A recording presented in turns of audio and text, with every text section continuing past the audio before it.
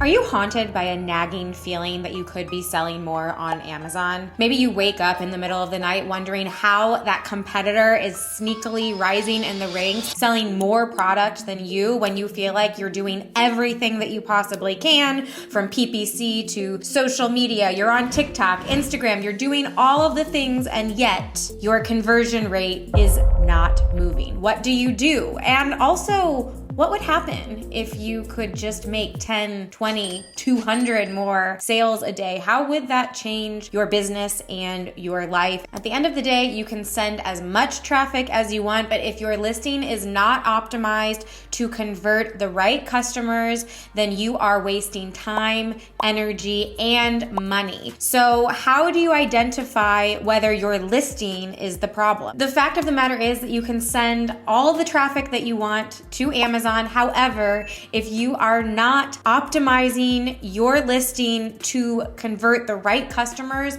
then all of that time and effort and money is just gonna go right down the drain. So how do you know when it's time to optimize your listing? And then how do you actually go about optimizing? What are the things that you need to be paying attention to? In today's video, we are going to be reviewing my process that I've refined since 2016 to identify whether a listing needs to be optimized and how you can do this so that you're able to identify those key opportunities to be able to boost your conversion rates. Before we get into my proven process for analyzing Amazon listings, I would like to give you a first ever opportunity to get your Amazon listing or product page, for that matter. It can be on Walmart, on Shopify, on any other marketplace. I'm giving you the opportunity to get that reviewed live here on this channel. It's really easy to submit your product page. Simply go to marketingbyemma.com/listing analysis. I'll also have the links and in the description below, so you don't have to remember that. But go ahead, click on that, fill out the form, say that you would like in the little description box, write YouTube teardown, so I know that you would like to be considered for this upcoming video or a future video. As I mentioned, this is going to be live, so you can actually tune in and watch me analyze your listing. Okay, so let's get into my process for how I really think about and identify whether a listing needs to be optimized. And by the way, this is something that you can use for listings that perhaps you uploaded years ago. You can also use these if you've had someone on your team or you've hired someone to create a listing for you and you want to make sure that it's checking all the boxes so that it's ready to go for that big launch. This is something that you should really put in your toolkit and use time and time again, because a listing or really any other product page that exists on the internet, it should not be something static. This is not a piece of marketing that you simply create once and you're done and you never have to revisit it again. Trends change, seasons change, consumer interests change. So there are all sorts of forces that are influencing whether it's time for you to optimize your Amazon listing.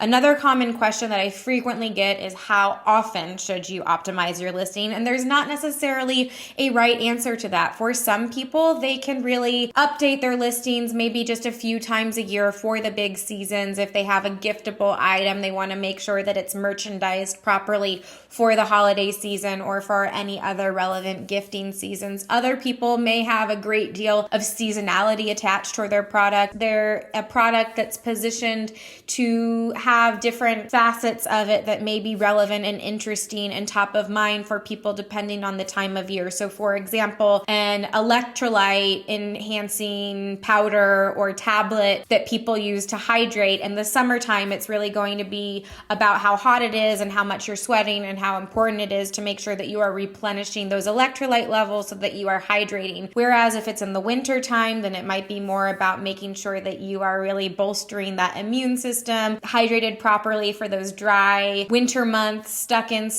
with the heater and the furnace and the fire if you live somewhere where you have fireplaces. So there's going to be that kind of what we're talking about, what we're thinking about is going to be slightly different depending on the time of year. And then you have the items that maybe just have a certain trend pop up where it's something that they really want to capitalize on, like a few years ago when we had the big Barbie craze, or last winter when we had the Wicked mania. Then any item that may be adjacent to those types of trends, when captured effectively, is an opportunity to be able to optimize your listing. So these are all just things to think about and have in mind as you are putting yourself into the position of looking critically at your listing. So if you are looking at a listing that you have made, or it's a product that is near and dear to your heart, one of the first things that you're going to have to do is you really need to take a step back and be able to emotionally separate yourself from the product. You need to put yourself in the mindset of the customer, because it's not going to do you any favors if you are too precious with your own work, or if you are not able to really take a step back and understand the perspective that a customer is going to be bringing into looking at your listing, where they don't know your brand, they've never seen this product before, they have no background knowledge, and they're needing to evaluate whether your item is a good fit for them. So if you don't feel like you can do that well, then I would suggest maybe sharing this video with somebody else on your team who may be able to have a little bit more of that emotional distance, and will also be able to get into that beginner's mind so that they can bring that necessary critical view that they need. Or whether you don't have those at your disposal, or you want somebody that truly is looking at the listing through that lens of a first-time customer, then you can fill out that form below. And by the way, if you don't want to appear in the YouTube teardown, then just don't mention that. You can just fill out the form, and we would be glad to follow up with you privately with some of our feedback about what we think that you can be doing better with your Amazon listing. So there are a number of different components that go into a well-optimized listing, and the foundation, the framework, is really making sure that you have the right keywords. So right off the bat, if it's been more than 6 months since you've optimized your listing, it's time to run some new keyword research. I personally use both Data Dive and Helium 10, which I do have discount codes below if you don't have a good tool and you would like to check one of those out. Keywords change frequently, and so you want to make sure that those are as up to date as possible and that you are capturing as many of those traffic driving opportunities as you can. One of the other things that keyword research is going to help you do is it's going to give you some insight into the ways that customers are searching for products like yours. So it's putting yourself into the mindset of what is a customer thinking about and searching for when they go onto a platform like Amazon to find a product like mine. And you will notice that those phrases, they are going to ebb and flow and change over time. And so those can really provide some key golden opportunities that you really want to make sure to take advantage of. The next piece is you need to make sure that you have the right customer. So you need to be thinking about who is my target customer, and if they are going to be looking at the listing, are they going to see themselves reflected in this content? Are they going to feel like their needs are being spoken to and met with this product? So we'll go a little bit more in depth into what that looks like, but this is just a brief overview of some of those critical pieces that you should establish and identify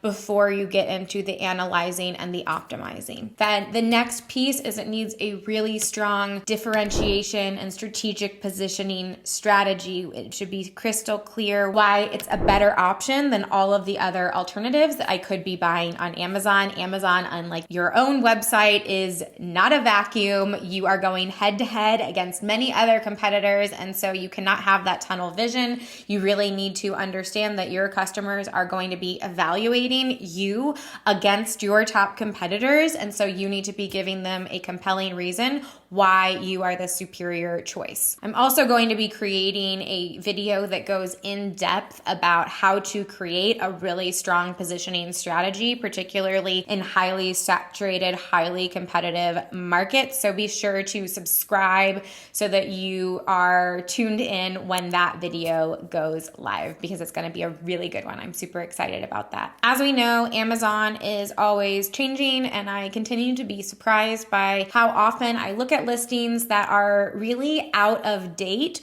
when it comes to the creative assets. So in this case, we're talking about things like the product images and the brand story and the A+ content. It's so important to connect with your customers, to show who you are as a brand, to show your product in action, to help people get excited about buying your product. And how you show up visually as a brand is also one of the key parts of that strategic differentiation that we just spoke about. So making sure that just on a basic line, are you using a brand story?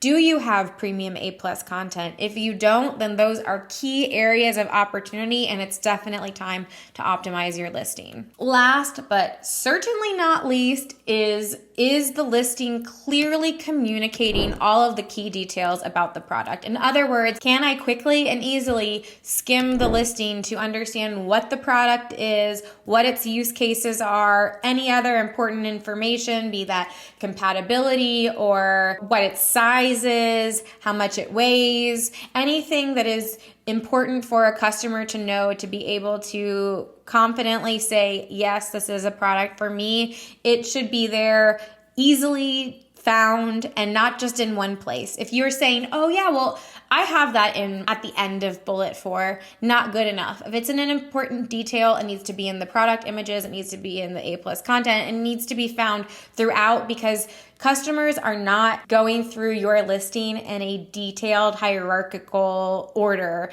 They're going to bounce around, they're going to skim, they're going to go to your product images, to your reviews, to your A+ content, to your brand story. They're going to be bopping all over the place. And so if it's something that's really important for somebody to know, you do not want to risk only having it in one place. So those are the overarching themes of what I'm looking at and where I would be putting a lot of attention. There are, of course, a lot of other smaller details that I'm thinking about. However, those are the big buckets where if you are falling short in just one of those, then it's time to optimize your listing. So let's take a look at a listing together and see what we see. Okay, so I'm going to analyze a product that I bought recently that I love. It was a product that was recommended to me by my hairstylist, and I absolutely love it, but I very clearly remember that I was super confused about a few points. And so that, to me, from a customer side,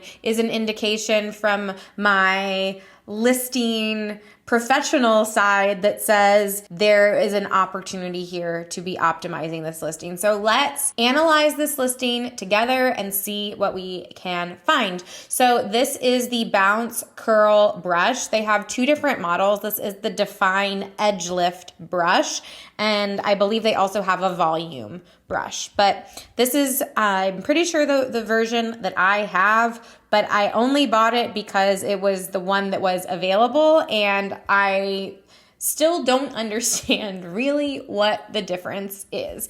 And so if we look just right at the title, Bounce Curl Define Edge Lift Brush, tool for effortlessly design curls, waves, and coils, reduces frizz, and then the color. So we have some good information here, but I really think that this is a situation where they are leaning too much into their brand wording, and it is coming into conflict with how a customer is going to truly understand the product, because Bounce Curl Define Edge Lift doesn't really make sense to the average customer, and that's just what the name of the product is. So I would actually say curl defining brush, and then help clarify what the edge lift means. And perhaps there are also some other keywords that could be included here. I just look at this title and I feel confident that there are some missed opportunities in relationship to the keywords just from having done so much keyword research in my days. So this definitely needs some keyword research, because there are opportunities to be had. Also because it took me a minute to find this brush, which is a bad sign given that this is really a brush that created a whole new category of brushes. It went viral on social media, and so they should be at the very top no matter what I search, and they're not, which to me again is indicating that they have some work to do on the SEO side of things. So I'm looking at all of the images of this product, and they have some good bones, but there is a lot that can be done to make these much stronger and more effective. For starters, 2 of the first images are about features of the design of the brush itself before we've even gotten into what the brush does or why it's so great. And for some reason, one of the features that they're really calling out in first 2 of the first 3 pictures, including the main image, is this ventilation hole. I'm not clear on why that's so important.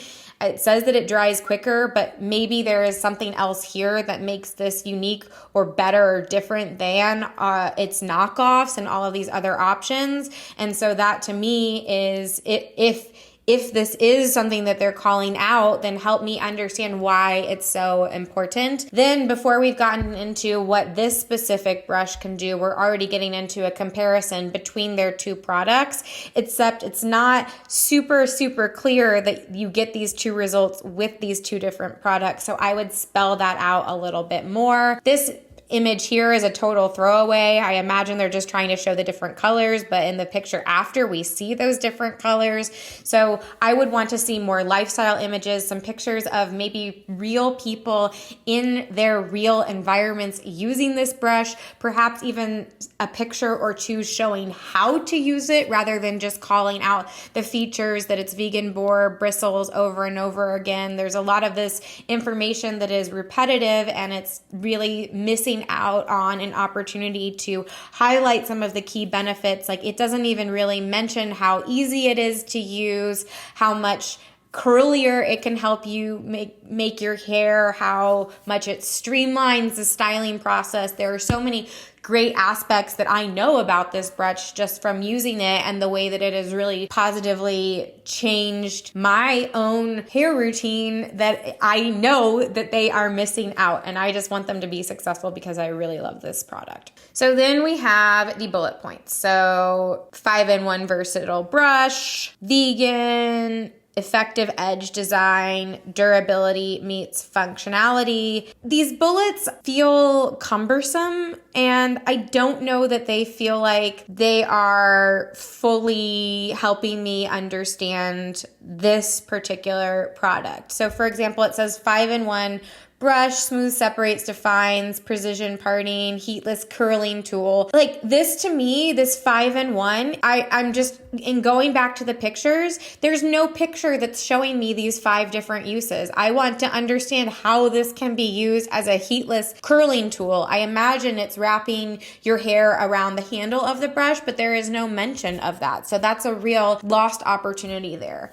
No missing bristles, an airflow vent, intentional design that enhances performance, improves airflow during use. They're really caring about this airflow. They're talking about no missing bristles, but then that's the header of the bullet, but then there's nothing about the body of the bullet that actually clarifies what that means. The fact that it's vegan, I understand that. That seems probably important. Edge design also seems important and fine, But all of this could also be written in a way that is speaking in a more engaging tone and voice directly to the customer and helping them really get excited about how their hair is going to look and the kinds of styles that they are going to be able to achieve when they start using this product in their lives. Then we have the brand story. It's showing the before and after. I'd love to see more before and afters with the different hair types, because there are many different types of curls that are probably going to look very different ways. Here, it's also showing the two designs of the brush without any clarification of what makes them different and who should choose which one. So it's a nice start, but there are some more things that could be done to really emphasize why they are uniquely positioned to be creating this,